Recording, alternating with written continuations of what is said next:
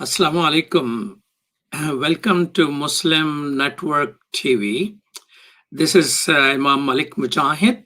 You can always watch us on Galaxy 19 satellite, Amazon Fire TV, Roku, and on our own website, Muslim Network TV. And we are, of course, on YouTube and Facebook as well. And pretty soon we'll be on Apple TV as well. Um, Today, we're saying that this in the beginning of pandemic, that world has changed. It will never be the same. And right now, as the current Black liberation movement is rising, and reportedly, which has sent President Trump into a White House bunker, it is same thing being said. The world has changed. I remember hearing the same thing after 9/11. Everyone was saying world will never be the same. But as America and Taliban are sitting on the peace table trying to end the longest lasting American war, as there is freedom struggle in the Muslim world, which most recently liberated Sudan, it turned towards the democracy. And in the case of Syria, where peaceful protesters were bombed and tortured while they were asking peacefully for a right to vote. I wonder how Americans have been learning about Islam and Muslim, because we continue to come in the news. Are we learning better? How 9/11 changed the way America studies Islam at its universities and academic institutions? Has their interest about Islam and Muslim increased, or has it decreased? Are these studies which are being done are improving in some aspects, are going bad in other aspects? Are we still debating about good Muslims or bad Muslims or Salafi Muslims or the Sufi Muslims? And to discuss this with us is no other than a director of Islamic World Studies program and a professor of theology department at Loyola University, Marcia Hermanson. Assalamu alaikum. Welcome to Muslim Network TV. Wa alaikum assalam, Mujahid sir. Nice to be here. Okay. Thank you very much. Thank you. She teaches courses in Islamic studies and the academic study of religion. She received her PhD from the University of Chicago in Arabic and Islamic studies. Dr. Hermanson has been contributing numerous academic articles in the field of Islamic thought, Sufism, Islam, and Muslims in South Asia, Muslims in America, and women in Islam. How are you doing today? Alhamdulillah, I'm doing fine. Thank you very much. All right. Well, thank you so much for sharing your essays and different writings about Islamic studies and things like that in America. I was just, while preparing, I was just taken to a different world, which I left behind, the world of academics and reading and enjoying. And I said, oh my God, I need to take notes on this. So thank you so much. You're welcome. So you talk about the people they used to say 9/11 change everything, and I saw that was title of one of your program. How did it change Islamic studies of the universities? Okay, I think I might like to both use your framework and maybe complicate it a bit. So I think you're absolutely they complicate things. Well, because it's not, I mean, I don't really agree that, 9/11 changed Islamic studies. But I do agree that political events and interests can shape what is studied. And I think we have to understand that patronage, what gets funded, what gets supported, so there's always, in understanding a phenomenon, the sort of idea side of the explanation, and then there's the material side of the explanation. So material funding and resources and what gets funded. So on the one hand, you could say, oh, after 9/11, all this money went into security studies and anti-terrorism studies or something like that. But at the end of the day, that probably did not influence the field of academic Islamic studies, right? It may have, of course, Islamic studies, knowing something about Muslims and Islamic thought, might be studied by those people with a kind of political surveillance interest, but it probably didn't shape the core field. Whereas certain other developments probably had a lot more shaping. So let's back up a little bit.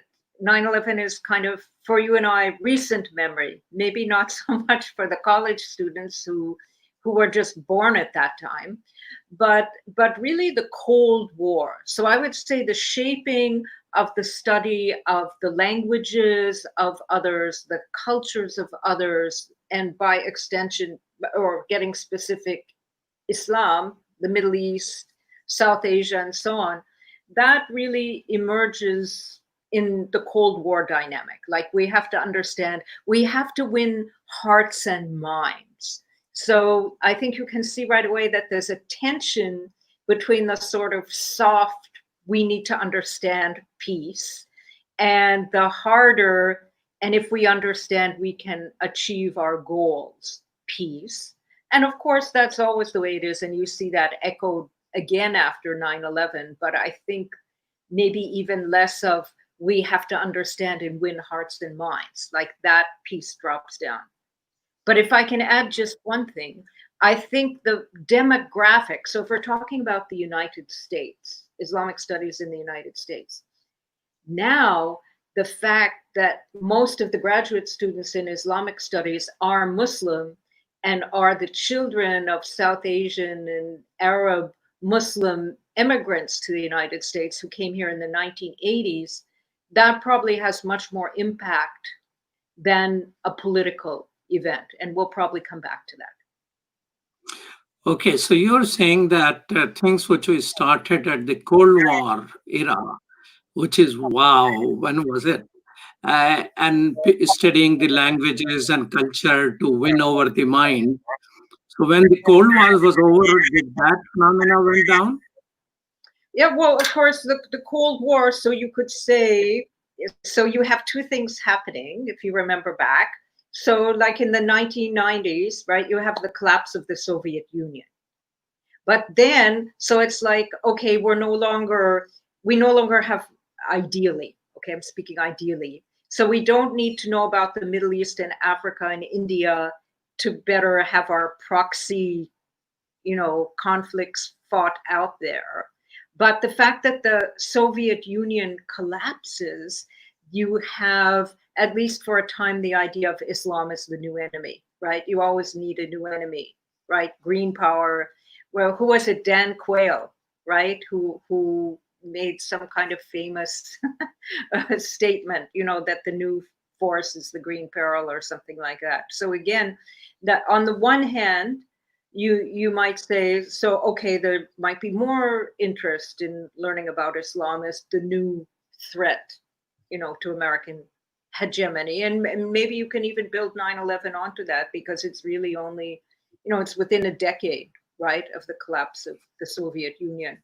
So in that decade, it's like know thy enemy kind of thing, just like Russian studies might have been big in the Cold War, but Russian studies and Soviet studies now, it's not that much funding, patronage, interest, career paths. But I think if we keep running that trajectory, what you see in the Trump era is maybe the biggest decline. You see a big decline in funding for the humanities, because basically the right does not want, the new generation to have kind of high level critical analysis, humanity, so it's just like, let's just have practical job training. So you have defunding generally. And then within that defunding, you have American isolationism, right? So you don't really need they should just know our languages and we dominate the world and we're the top, and and the sort of, many of the young people who study foreign languages might be thinking of State Department careers or international activities. Those fields are also contracting, right? Because America is not that interested in the rest of the world. So there's also that, that kind of thread. So again, it's sort of, how do you understand what Islamic studies is?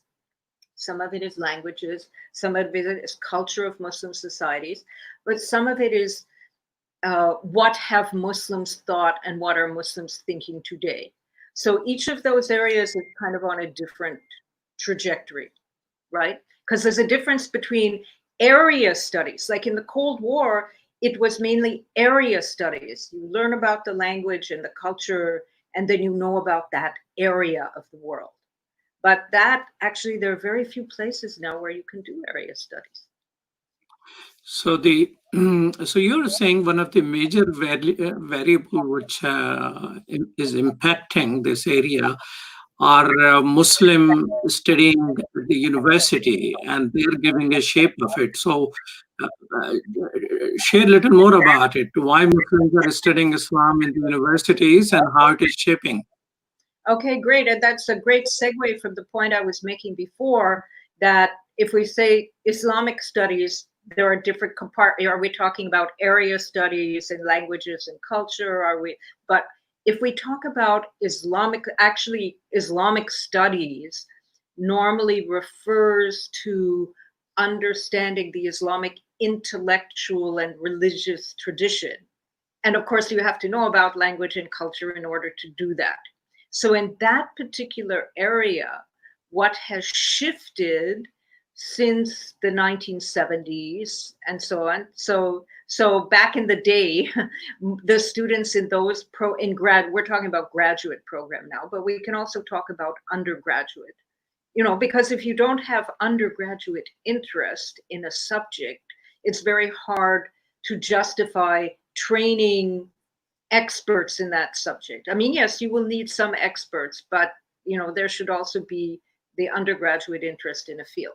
But in any case, demographically, so 50 years ago, it was only Euro-Americans who were studying, for PhDs, studying Islamic studies, and only the very rare. So you had these Muslim intellectuals like Said Hussein Nasser, Fazl Rahman, Ismail Farouqi, they were the rare exceptions of those who came from the Muslim world and achieved high recognition, high profile in the field. But their students were mainly Americans, right? But now if you go to any top graduate program, you'll find that most of the students are Muslim. Now, some decry that and say, like, there goes the neighborhood. You're no longer going to have objective, real academic study of Islam because you have all these people with, so to speak, a dog in the fight, an axe to grind, the believers, right? So there's this other field that we should talk about, religion, and how religion studied at the university. And if you like to, maybe I'll give you a break to steer the conversation. So are there, say, 50% Muslims who are studying Islam and 50% others, or it is overwhelming Muslims studying Islam? So we're talking at the graduate level, right? MA and PhD students in the United States. I haven't seen a demographic, analysis, so I can only tell you, intuitively or anecdotally. Anecdotally, I definitely think the majority are Muslim background, who are studying Islam from the religious aspect. Now, by the way, you have another thing going on today, which I alluded to, but let me say it again more explicitly. There has been a kind of defunding of the humanities. So many of the top graduate schools, like University of Chicago or University of Michigan, they may only be allowed to admit one student a year or 3 students a year. So because those students, when they graduate, will not be able to get jobs because there are so few jobs. So you have what I'm trying to make the point that there are a number of kind of variables going on beyond the intrinsic interest of a subject, beyond the demand for it, and so on. There are sort of broader forces that are impacting, but there is a tremendous interest. And by the way, that's not just for Islamic studies. Take Hindu studies, you know. So people who are studying Hinduism in graduate school in America are usually South Asian, you know, Hindus of South Asian background. Not all, but You're watching Muslim Network TV. This is Malik Mujahid. I'm talking with Professor Marcia Hermanson, and Muslim Talk Muslim Network is always available on Galaxy 19 satellite, Amazon Fire TV, Roku, as well as MuslimNetwork.tv. We'll be right back after these messages.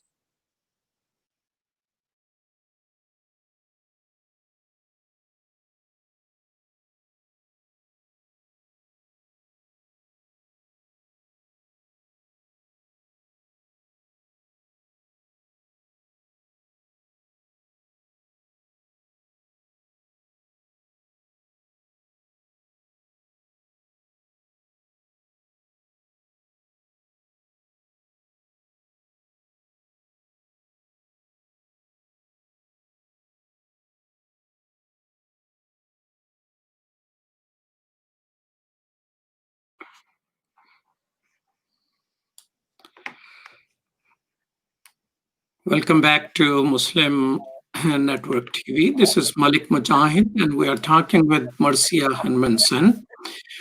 So you talked about who is studying Islam right now. Tell me who is teaching Islam. well, on the whole, I think I used in my class an article, a kind of introductory article, a reflection by an American Muslim professor written in the 1990s, where he laments that there are only a handful of Muslims teaching Islamic studies at American universities. And my students read that and they think that that's the current situation. It's like, oh, that's really bad. But in fact, the game has changed completely since the 1990s. So you had mentioned early in the show 9/11. So after 9/11, and for quite a few years after, is the study of Islam became the hottest field in the study of religion. So the largest professional organization is called American Academy of Religion. And they keep a tally of how many jobs open every year, you know, Hindu studies, Judaic studies, and so on. And Islamic studies was disproportionately high for about a decade after 9/11. And quite a few of the people graduating at that time were of Muslim background, or were Americans, European Americans who had accepted, African Americans who had accepted Islam. So many of those teaching Islam in America today are Muslim. Yes, quite a few. I don't know, you know, I can't tell you the percentage, but just visually, if you go to the American Academy of Religion, probably the majority are of Muslim background, the younger scholars. Okay, so 9/11 then has substantial contribution on both sides, who is teaching it and who is studying it. Well, who's studying it, I think, was not about 9/11. It was just a very natural thing that a Muslim growing up in America who was intellectually inclined and wanted to study his or her tradition, you know, could make that kind of serious commitment to do graduate study. Tell me, do Islamophobes object to what is being taught at the universities? They go around objecting to almost everything. Have they targeted professors who are teaching Islam at the universities? Definitely. You know, it of course depends. I'll give you one example, or maybe a couple of examples. So the very fact that Islam is taught at all, I mean, if you're an Islamophobe, you don't want it taught at all. better deny that it exists, that strategy. So when Islamic world studies at Loyola began in 2006. So if you're like doing a web search, you'll find that the Islamophobic website Campus Watch kind of excerpted, some bland notice saying Loyola University Chicago opened an Islamic world studies program. And then it's put up on Campus Watch as if this is scary, as people are studying about the Muslim world. That silence it, don't say it. So there's sort of that level. Then the content of what is actually taught. So the very fact that you teach about Islam, you might end up on a watch list. In fact, by the way, I'm on the professor watch list, which was established by a conservative activist group of students, probably in league with certain of these other organizations after Trump's election. So, I mean, the very the very fact that you exist. Now, of course, those professors, and by the way, a lot of the professors on the watch list, I'm in very good company.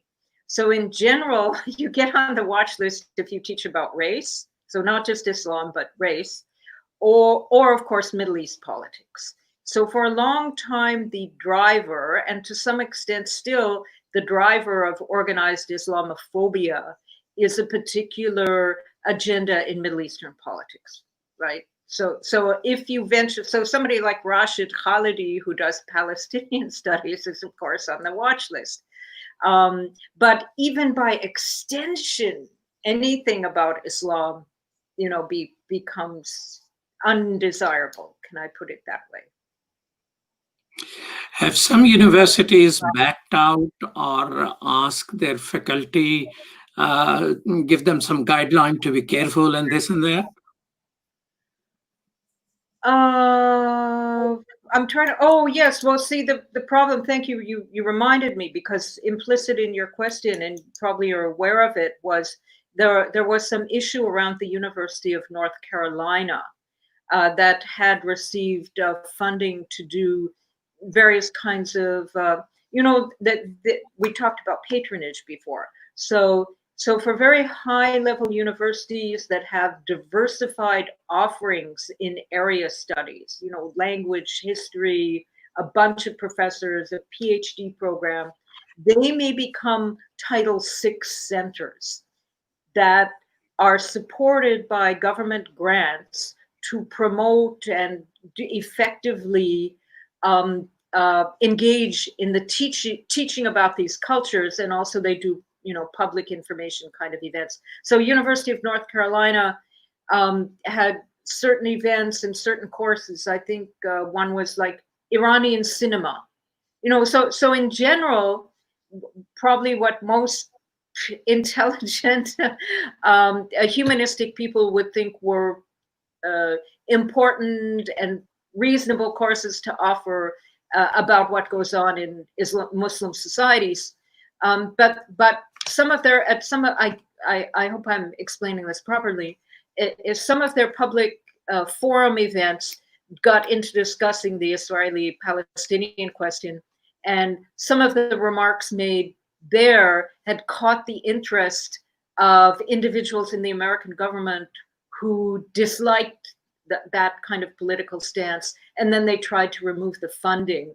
And then, of course, the universities become very nervous about surveillance and so on. So you have, within American political lobbies, the universities do try to be cautious because so there's a tension, right, between freedom of speech. So here it's playing out in terms of what might be our interest in having a diversity of perspectives taught about Islam. But they also play out, of course, in left-right issues and race issues. And so there's always the tension between complete academic freedom and a sense that powerful individuals may not like certain opinions to be voiced publicly within the context of a university. Considering that, according to your research, 90% of the news in the mainstream media about Muslims is negative. Do you think those type of questions pop up in the classrooms? Um, yeah, I'm not really sure about that statistic that 90% of the news about Muslims is negative. I guess it depends, if you're talking about Fox News or if you, again, so we have a lot No, of, no, no, no. This is Washington Post, New York Times, not Fox. This is a very authentic research of more than 38,000 news items, comparing Muslim coverage, comparing Jewish coverage, and comparing coverage of the African American community. yeah, And they found there were yeah, I mean, again, I'd really have to look at the research and how it was defined. I actually, again, I don't find that very credible because how would I okay, I'm not more say, on that. I, you My know, point is not regarding the authenticity of research. My point is, do questions about what goes on in media pop up in the classrooms? oh, you mean do questions about how Muslims are portrayed in media? So it's a very good question. And Trade or current issues or current discussions? yeah, again, I'm sorry, but when a question is very complex, I feel like we need to frame it. So there's a vast difference between where your students live and are studying in the United States. So we in Chicago live in a very diverse and generally quite liberal area. So the students come in kind of prepared to be skeptical about Islamophobic and stereotypical material. They recognize that it's out there, they've seen it. They may remember in their early papers and reflections encountering, of course, if they're Muslim, they may have directly encountered, anti-Muslim rhetoric and so on. But even other students may have witnessed or heard, or their friends. So people are aware of it, and often they're very critical. I know from colleagues that in other parts of the country that are less diverse, you might have a different task as an instructor, because you would have to begin by, and some professors do, begin almost with a unit on media studies, which I'm sure you're interested in those kinds of things. So how does the media work? How are stereotypes promulgated? How are stories framed? Who chooses what gets published? So you first have to do that kind of work, and then you can try to make the students more critical about what they've always consumed, because they've never heard the other side. So there are different contexts, but yes, definitely there has to be early on a discussion of Islamophobia, stereotyping, and so on. And where you have to educate the students may vary from one context to another, and how diverse the classroom is. Some classrooms are dominated by Muslims. Some classrooms, the students have never met a Muslim. Okay, so your program is called Islamic World Studies. So how is it different from the Islamic studies? Great question. And I have to confess that I borrowed the Islamic World Studies idea from Dr. Amina McLeod at DePaul University, who founded a program with the same name. And this is very strategic. This is strategic in various ways. Part of it is just pragmatic. If you teach Middle East studies, let's say at a place like Loyola or DePaul, you may only have a handful of professors who are experts in that part of the world. So it's very difficult to create a program because you can't offer enough courses. Okay. Also, of course, Middle East studies is very politically charged. It's actually even more charged than Islamic studies or Islamic world studies. Islamic studies, if you have Islamic studies, the expectation is that you will be teaching only or almost exclusively about the religion of Islam, more theological, the practices of Muslims and so on. So it's rather narrow, especially for a program that is largely offered to undergraduates. Islamic World Studies has an upside and a downside.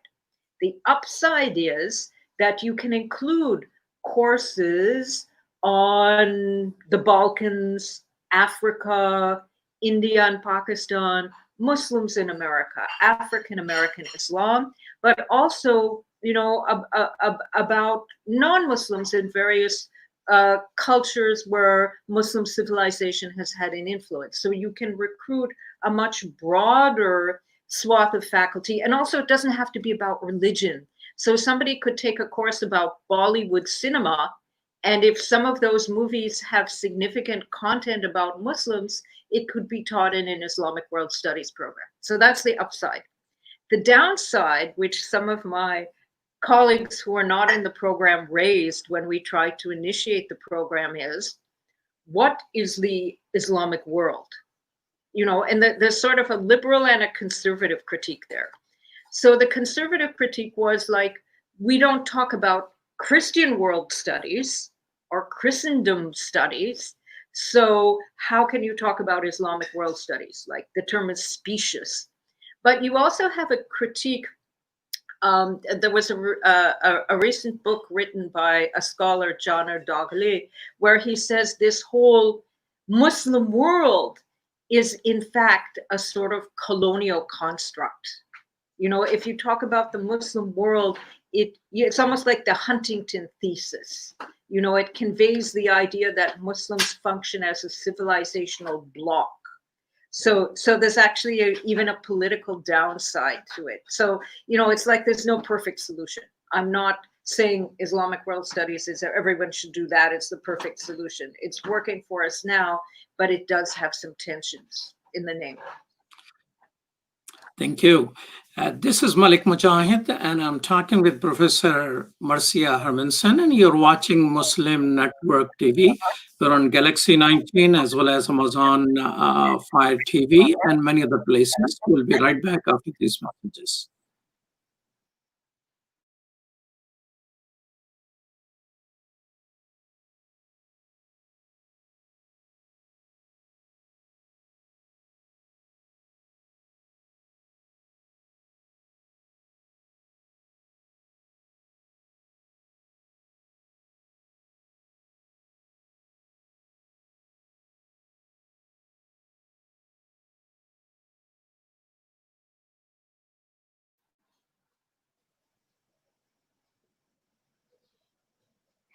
Welcome back to Muslim Network TV. This is Malik Mujahid. I'm talking with Professor Marcia Hermanson about the state of Islamic studies in America.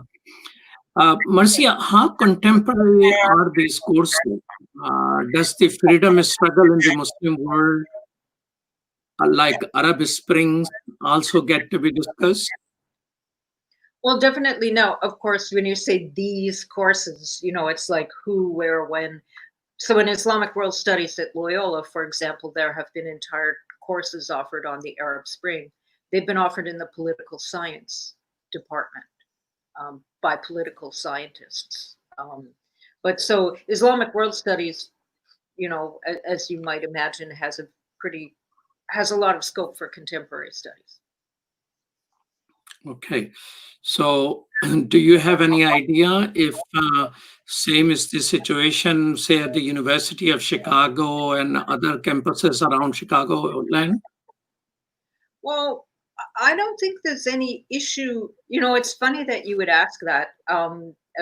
What comes into my mind, I believe in the American context, courses tend in programs, if there's only one person at a university who's teaching the subject and they don't have any social science or contemporary background, then that university program may not have much contemporary content. But if you're talking about major research universities, probably they have a lot of contemporary. And I have a feeling that in America, contemporary, it's almost the opposite. People will say, well, you don't have enough classical.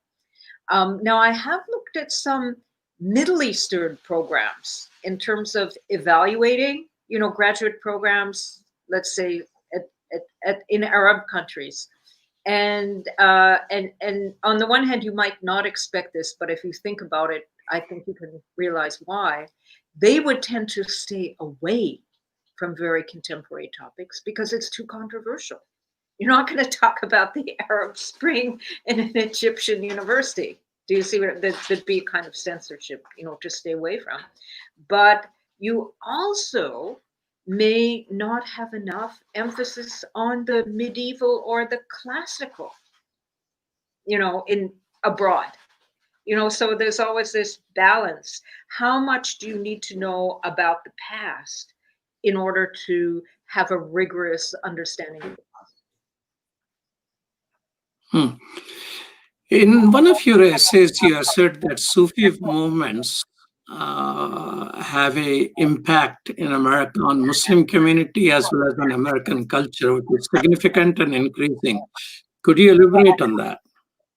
Yeah, I'm sorry, I'm not exactly sure which context you're referring to, but if I may try to shape your question the way I want to shape it. So one of my subfields is Islamic mysticism or Sufism, and then I created this little niche within it, which was Sufism in the West and contemporary American Sufi movements, and I have a bunch of articles about that. And I think if I can talk about the field of Islamic studies, that in the latter part of the 20th century, a lot of Islamic studies was done in religious studies departments. Remember, we said area studies is pretty small. Very few universities in the West had Islamic studies programs. So you would have a department of religion or religious studies, and they would have one person who taught Islam, one person might teach Hinduism, one person might teach Judaism, and so on. And usually, and we're going back now, right, to the 1970s, 80s, maybe even 90s, that one person, usually when they were hiring, the people doing the hiring, of course, they weren't experts in Islamic studies, but they had a feeling that the person had better know Arabic, because you can't do Islamic studies without knowing Arabic. And then the other thing was they liked to have somebody who studied mysticism and Sufism, because the undergraduate students were interested, and also religion and experience and the kind of things that people who study religion, especially in a sort of pluralistic, like what is religion in human experience? Sufism was very appealing. So Sufism was quite a dominant, academic interest back then. So one of the things that has shifted in more recent decades, and again, you almost have contradictory developments. It is no longer essential to know Arabic to do research and to get a position in Islamic studies in the West. If you're an expert in a Persianate society or Indonesia, it's great if you know Arabic. Maybe you've had a couple of years, but it's not essential anymore. And that's this shift away from text to lived Islam, what we might say the anthropologization. It was, one used to say, there is no Islam, there are only Islams, the individual, the cultural, the particular. And of course, many Muslims find that rather objectionable. Fazl Rahman said, first they're going to say there's no Islam, there are only Islams, and ultimately there is no Islam. It's just a free-for-all. That's another tension within the field. But sorry, we were talking about Sufism. So also nowadays, Sufism is no longer the thing that is being hired for. People like, Islam in hip hop, or Islam in, some more cultural study, or American Islam, or female Quran reciters in Indonesia. So the field is much broader than it used to be, because remember, the undergraduate students today are not the students of the 70s and 80s. It's no longer the generation of seekers. It's a different cohort.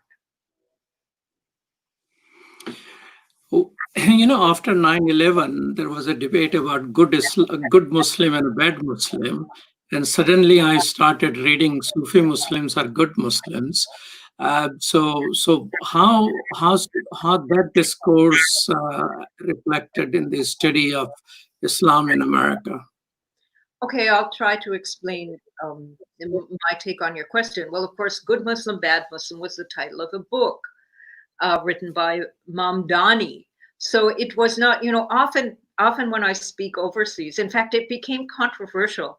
I gave a talk in Karachi and I mentioned the theory of good Muslim, bad Muslim. So the theory of good Muslim, bad Muslim, according to Mamdani, is that governments, right-wing think tanks, Western powers want to impose their definition of good Islam and bad Islam. Good Islam is Islam that is friendly to the West, that is docile, that is not politicized or violent. And bad Islam is, terrorism, violence, conservatism, anti-woman, that. So it was always an outsiders, a critical definition by outsiders that was describing a phenomenon. I mean, sorry, I'm not saying Mamdani was an outsider, but he was pointing at this fact that outsiders were trying to define for Muslims. And then that led, again, we're back to patronage. So you had, Muslim governments start having Sufi music festivals, and they start, having a culture-friendly Islam as opposed to a rigid Saudi-esque, rule-based articulation of the faith, right? So that's what it's about. So that's the nice thing about doing academic Islamic studies, is that you step back and you think about, where is this coming from? Why is this, who benefits? Who's getting the patronage? So you can be a bit critical and cynical about these definitions, where it's a more, sort of naive perception that, there are good Muslims out there and we should support them. And then Muslims like, I'm one of them, support me, kind of thing. And then, of course, you become tainted in the eyes of your fellow Muslims because you have accepted this patronage. So that was, for Sufis, kind of a dilemma. Like, do we want to say, yes, we're the good Muslims and support us? Because then, of course, you're kind of implying, and there are those bad guys, So again, you're allowing outsiders to define what you are. Tell us that one of your article, you referred to emergence of Muslim public intellectuals in America. What do you mean by that? Give us some example, and how influential are they? Oh, that's very interesting, and that's a more recent work, and that's also related to some of the work I'm doing right now. I'm going to be presenting on American Muslims in a time of coronavirus. So those of us, when you do Islamic studies, yes, you study texts and you study languages, but you also, I know you're a political scientist, so the social sciences often allow you to step back and, again, do some critical analysis. So Muslims in America, of course, here the state does not have that much, the government does not have that much overt control over who speaks for Islam. So usually in that space, you no longer have like groups from abroad deciding what American Muslims, should do or might do. But then you have Islamic organizations. But on the whole, aside from a relatively narrow band of generally older people, the Islamic organizations are also not the thought leaders. So you have the emergence of Muslim public intellectuals. Some of them come from the universities, and some of them are like media preachers, and some of them try to bridge. So you could analyze each figure. I'm speaking of figures like Hamza Yusuf Hansen or Yasser Qadhi, or so on, who have their own following. And by the way, I'm not saying that they are isolated or antithetical to Muslim organizations.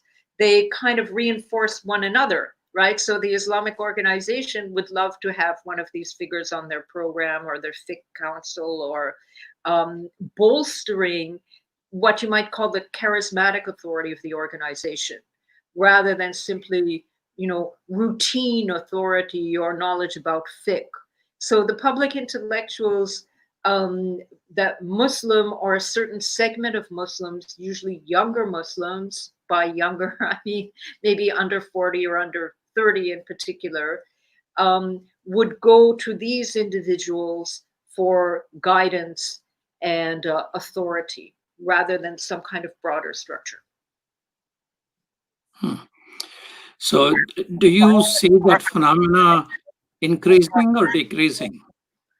Well, the theory that the sort of sociologists who are looking at that phenomena in this time of coronavirus tend to argue that it's actually increasing because Muslims have more choice in who they're going to listen to on a regular basis, not just webinars or Celebrate Mercy or whatever, but even in terms of khutbahs. Since you can't go to your local mosque, if you want to hear a khutbah or a sermon, you can go anywhere. So you can vote with your browser, instead of kind of being stuck with what your local authority offers.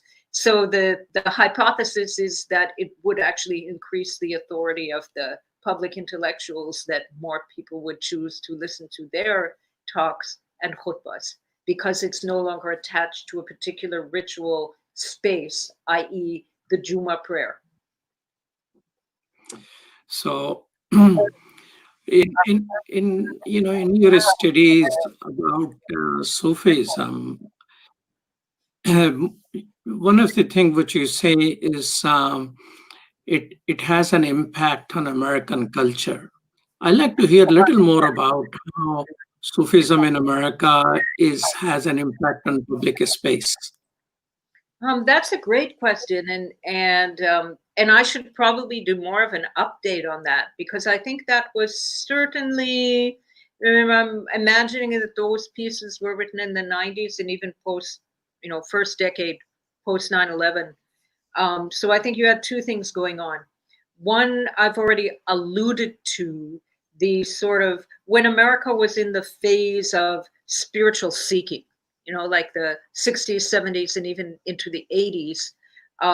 Sufism was like a flavor of religiosity, like yoga or Zen meditation. So Sufism was the Islamic version that anyone could sort of dip into and find it friendly and somewhat transformative.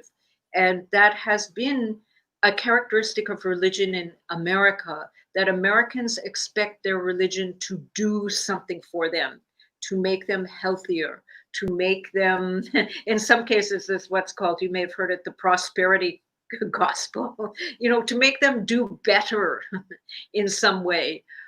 So in a way, Sufism fulfilled that and was sort of a bridge, right? And then you had, of course, the Rumi translations and, public figures who dabbled in Sufism and so on.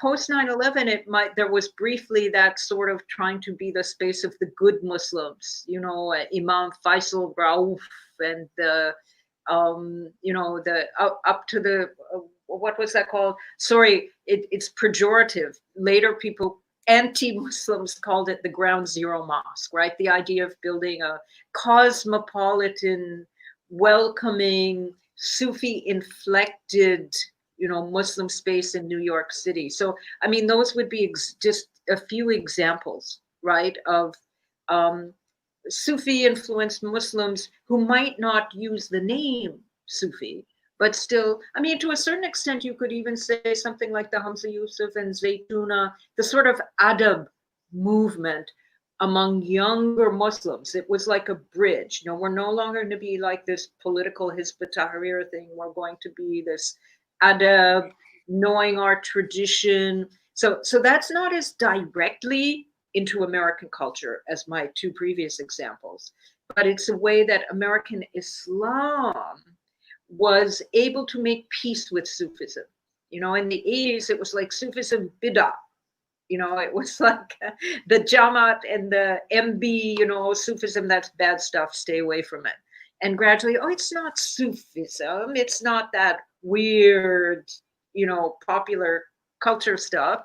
It's ihsan, it's being a good person, it's, having nice adab, but it's very based, in authentic. So that's kind of among them. So you have a kind of rehabilitation where Sufism becomes more Islamicized in the West and more relevant to Muslims, but maybe less relevant to American culture and having less of a broader impact. Well, thank you so much, Professor Marcia Hermanson. She's a professor and the director of Islamic World Studies program at Loyola University in Chicago. You're watching Muslim Network TV. We're on Galaxy 19 satellite, Amazon Fire TV, and Roku, and on our own website, muslimnetwork.tv. Thank you so much for watching. Salam. Peace.